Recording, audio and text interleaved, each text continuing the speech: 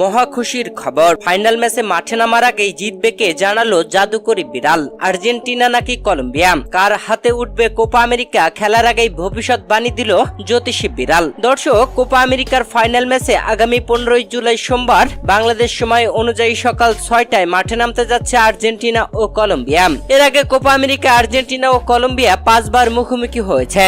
যে 5 বারের মধ্যে মাত্র একবার জিতেছে আর্জেন্টিনা আর মাত্র একবার জিতেছে কলম্বিয়া, বাকি 3 বারই হয়েছে ড্র।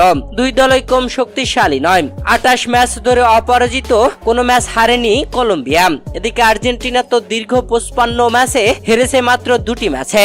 জয়ের ধারায় অব্যাহত থাকা এই দুই দলই এবার কোপা আমেরিকায় ফাইনাল ম্যাচে মুখোমুখি হতে যাচ্ছে।